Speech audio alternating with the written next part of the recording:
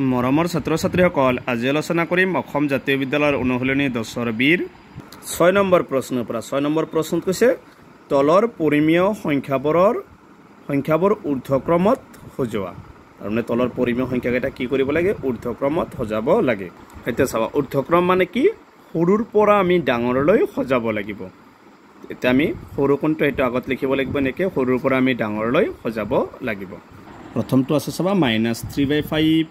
-4/5 -2/5 -1/5 ইয়াৰ প্ৰথমটো চাবা হৰ গোটেইটা একে আছে গতিকে এইটো আৰু আমি বেলেগকে কৰিব নালাগে ডাইৰেক্ট এইটো আমি ডাইৰেক্ট সমাধান কৰিব পাৰিম ইয়াৰ আটাইতকৈ সৰু সংখ্যা কোনটো চাবা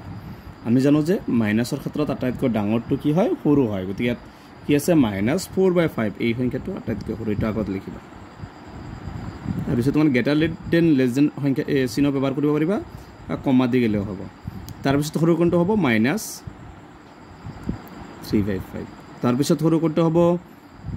-2/5 তাৰপিছত কোনটো হ'ব -1/5 এইটো হৈছে 1 নম্বৰটো একদম ইজি কিন্তু 2 নম্বৰটো চাবা কি আছে -1/3, -2/9, -4/3, -7/9 ইয়াত কিন্তু তলৰ এটা বেলেগ বেলেগ আছে গতিকে এইকেইটাৰ আগতে প্ৰথমে কি কৰিবা লহাগ ওলাই ল'বা কি সংখ্যা আছে 3, 9 আৰু 3 আৰু 9 গোটেই এটা কিৰে হৰণ যাব 3ৰে 3 দি 3ক একবাৰ 3 দি 9ক 3 বাৰ 3ক একবাৰ 3 দি 9ক 3 বাৰ আকৌ 3ৰে যাব 3 দি 1ক নাযায় নমাই নিবা 3 দি 3ক একবাৰ 3 দি 3 1ক নাযায় 3ক একবাৰ গোটেই এটা পূৰণ কৰা 3 3 গুণ 9 9 গুণ 9 বাকি এটা লগত 1 পূৰণ কৰিলে কি হ'ব 9 হ'ব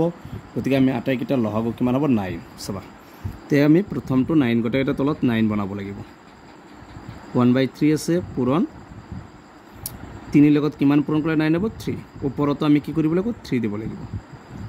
তলত হ'ব 9 ওপৰত 3 1 গুণ 3 -3 তাৰপিছত এইটো আছে আমি কি -2/9 তে 9 এইটো লহাগটোতো 9 এইটোৱে গতিকে এইটো কি পূৰণ কৰিলে হ'ব 1 পূৰণ কৰিলে হ'ব ওপৰতো 1 কৰিবা 9 গুণ 9 ওপৰত হ'ব 2 1 গুণ 2 তাৰপিছতটো আছে -4/3 এইটো চাবা 3 লগত কি পূৰণ কৰিব লাগিব 3 ওপৰতো 3 তলত হ'ব 9 আৰু ওপৰত হ'ব 4 3 গুণ 12 ইয়াৰ পিছতটো আছে কিমান -7/9 9 লগত কিমান পূৰণ কৰিলে হ'ব 1 ওপৰতো 1 পূৰণ কৰিবা তলত হ'ব 9 আৰু 7 1 গুণ 7 -7 ইয়াত চাবা এতিয়া আমি ইয়াৰ কোনটো ডাঙৰ হ'ল ইয়াৰ ডাঙৰ কোনটো হ'ব ইয়াত -12 আছে তে -12টো আটাইতকৈ ডাঙৰ হ'ব গতিকে ডাঙৰটো কি হ'ব এতিয়া সৰু বুলি লিখিব লাগিব গতিকে এই -12/9 মানে আমি কি লিখিব পাৰিম -4/3 কমা তাৰপিছত সৰু কোনটো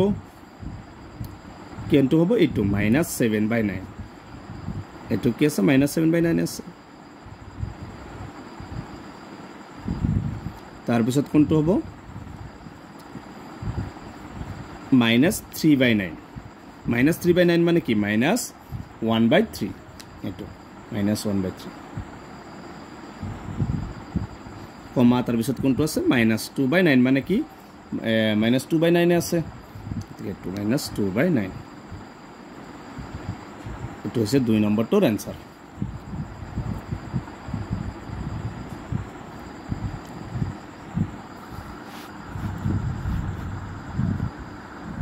এবাৰ চাবা তলত কি আছে 3 নম্বৰটো -3/2 -3/6 -3/4 -3/12 গতিকে এটা লহাগু কিমান হ'ব এনেকৈ লহাগুটো ওলাই ল'ব পাৰিবা চাবা কি আছে 2 6 তাৰপিছত আছে 4 তাৰপিছত আছে 12 গোটেই এটা কি আৰু যাব 2ৰে 2 দি 2ক একবাৰ 2 দি 6ক 3 বাৰ 4ক 2 বাৰ 2 দি 12ক 6 বাৰ আকৌ 2ৰে যাব 2 দি 1ক নাযায় 3ক নাযায় 3টো নমাই নিবা 2 দি 2ক একবাৰ যাব আৰু 2 দি 6ক 3 বাৰ আকৌ 3ৰে যাব 3ৰে 1ক নাযায় তাৰপিছত 3 দি 3ক একবাৰ 3 দি 1ক নাযায় 3 দি 3ক একবাৰ মানে 2 2 গুণ 4 4 3 গুণ 12 লহাগুটো কিমান পাইছো আমি 12 তে গোটেই এটা তলত আমি 12 বনাব লাগিব 2 এর লগত কিমান পূরণ করলে 12 হবো 6 উপরতো 6 পূরণ করিবা 2 6 গুণ 12 আর উপরত হবো 3 6 গুণ 18 এটু তো 12 কৰিব লাগিব -3/6 6 লগত কিমান পূরণ করলে 2 উপরতো 2 6 2 গুণ 12 আর উপরত হবো 3 2 গুণ 6 -3/4 এবার সব 4 এর লগত কিমান পূরণ করলে 3 উপরতো 3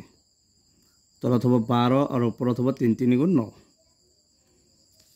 তার পিছত -3/12 তো আর করার প্রয়োজন নাই যেহেতু হটোর তলত আছে এটো এনেকে হবো -3/12 হবো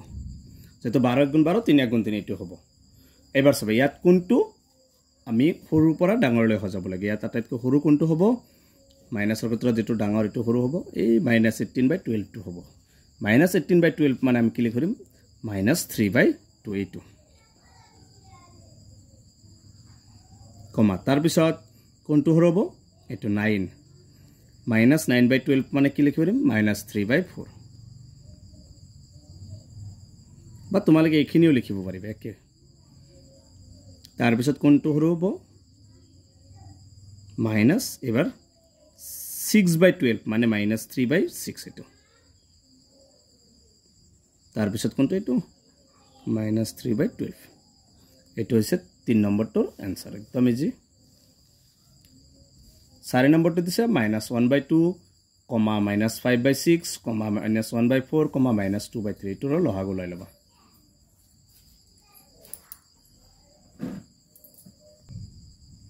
প্রথমে একটু লহাগু লৈ লবা কটাইটো কি এর হরণ যাব 2 এর যাব 2 দি 2 একবার 2 দি 6 তিনবার 2 দি 4 দুইবার 2 দি 3 না যায় 3 টো নমাই নিবা আকৌ 3 এর যাব যেহেতু দুটা লৈকে যায় তেতে হরণ করিবা